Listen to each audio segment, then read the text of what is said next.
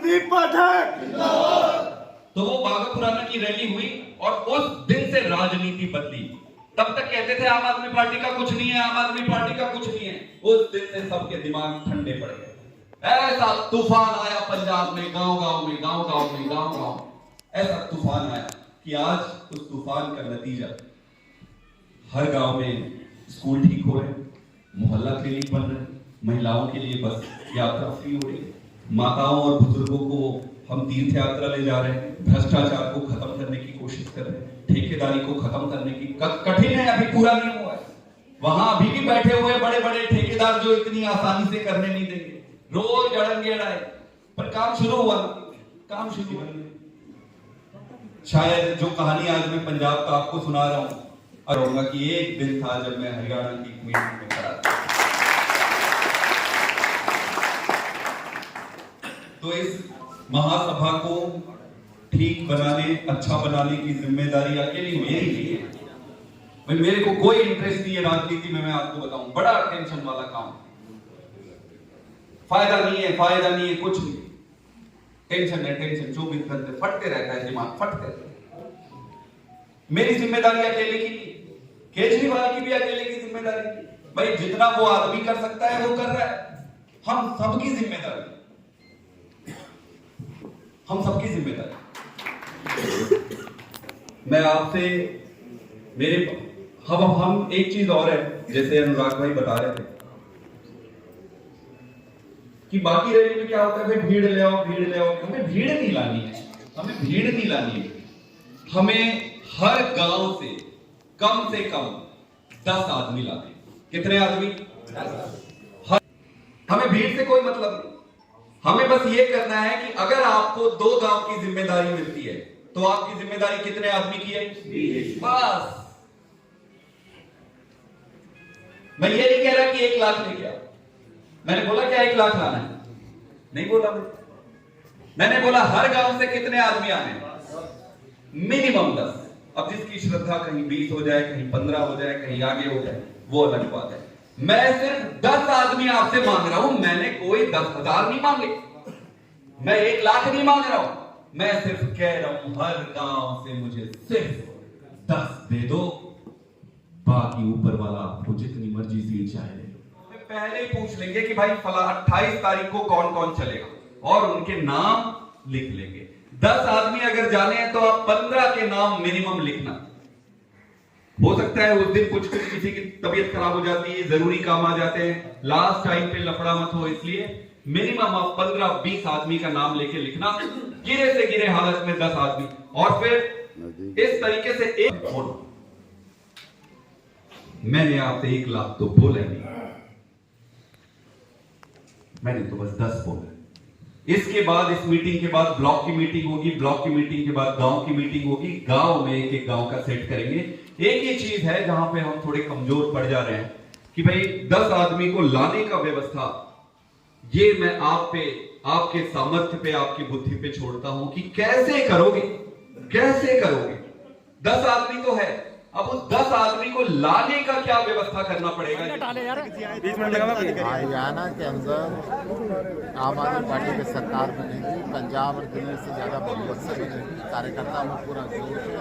आज कार्यकर्ताओं को संदीप पाठक जी ने मुक्ति दी है और अरविंद केजरीवाल जी ने 28 तारीख जनवरी क्या लेने आ रहे हैं 28 तारीख को? जीवन में बदलाव, किस तरह का बदलाव करेंगे? हरियाणा की शिक्षा में बदलाव, चिकित्सा में बदलाव, रोजगार में बदलाव, भ्रष्टाचार में बदलाव। कल गुमनाम चिट्ठी 500 लड़कियों ने दी है चौधरी देवलाल यूनिवर्सिटी के प्रोफेसर के विषय में। जेल के अंदर ये घटनाएं होती हैं, अब स्कूल और कॉलेजों में घटनाएं होने लगी हरियाणा के अंदर। इससे ज्यादा अपराध क्या होगा? प्रधान जी आपको छोड़कर जाने लगे लोग, कैसे विस्तार बढ़ेगा 2024? जब एक रेल यात्रा की चलती है ना, बदलाव की रेल, बदलाव की रेल में लाखों लोग चढ़ते हैं, 1-2 लोग उतर जाए फर्क नहीं पड़ता उससे। ठीक है भाई। किस तरीके का मूल मंत्र दिया गया? आज पाठक जी आए हैं जींद के अंदर, और 2024 की क्या रणनीति रहेगी? देखिए, आज हमारे जो राष्ट्रीय संगठन मंत्री संदीप पाठक जी यहाँ पे जींद जिला के पदाधिकारियों की एक छोटी सी मीटिंग लेने के लिए आए हुए थे। आप जिस तरह से सबके अंदर जुनून देख रहे थे कि कितनी संख्या में यहाँ पे जींद जिला के पदाधिकारी यहाँ इकट्ठे हुए थे। उन्होंने सबसे पहले तो जो 28 जनवरी को अरविंद केजरीवाल जी की जींद के एकलव्य स्टेडियम में रैली होने जा रही है, उसका सबको निमंत्रण दिया और सबसे उन्होंने आह्वान किया कि इस रैली में हमें बहुत भीड़ जुटाने की ज़रूरत नहीं है। हर पदाधिकारी हर गांव से सिर्फ 10-10 लोगों की जिम्मेदारी ले ले और उसी में हम अपनी रैली को सक्सेसफुल मानेंगे। और 2024 का जो चुनाव है उसमें आम आदमी पार्टी पूरी ताकत के साथ लड़ेगी, 90 की 90 विधानसभाओं पे लड़ेगी और हर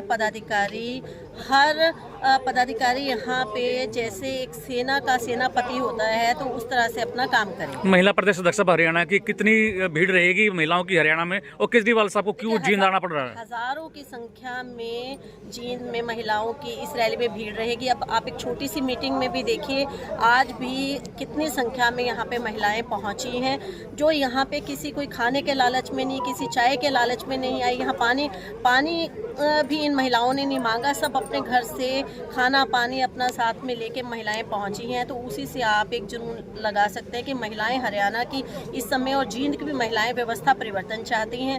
वो अरविंद केजरीवाल जी की जो शिक्षा, स्वास्थ्य, बिजली पानी की नीतियां हैं उनसे प्रभावित होकर जुड़ी हैं और अरविंद केजरीवाल जी की सरकार चाहती है। कैसे 2024 में सरकार ला पाएगी आम आदमी पार्टी, जबकि पार्टी के नेता पार्टी छोड़ के जा रहे हैं? ये देखिए, उससे कोई फर्क नहीं पड़ता। आम आदमी पार्टी आम लोगों की पार्टी है, बड़े नेताओं की कभी पार्टी भी नहीं रही। आप पंजाब में देखिए, हमारे पंजाब में अरविंद केजरीवाल जी ने छोटे छोटे काम करने वाले कार्यकर्ताओं को चुनाव लड़वाया, चाहे वो कोई मोबाइल रिपेयर करने वाला था, जिन्होंने बड़े बड़े धुरंधरों को हराया।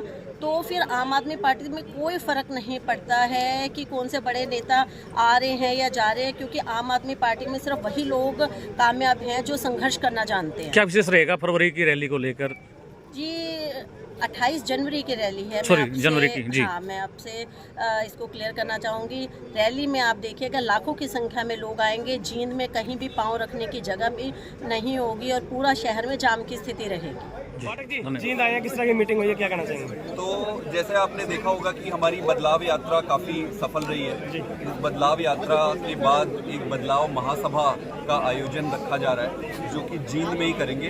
28 जनवरी का दिन है, उसमें हमारे नेता केजरीवाल साहब और माननीय पंजाब के मुख्यमंत्री भगवंत मान साहब दोनों रहेंगे। तो उसी के सभा की तैयारी से चलते आज यहाँ पे एक छोटी सी मीटिंग थी। इसके बाद करनाल में है और बाकी 9 और 10 तारीख को बाकी जगह। क्या मानते हैं रैली में कितनी भीड़ जुटा पाएंगे, क्या मैसेज? देखिए, हमारा कोई रैली में भीड़ जुटाना कभी हमारा मकसद होता नहीं है। हम ये चाहते हैं कि हर गांव से व्यक्ति इस सभा में आए और केजरीवाल जी से उनकी बात सुनकर अपने गांव वापस जाए और अपने गांव के लोगों को बताए।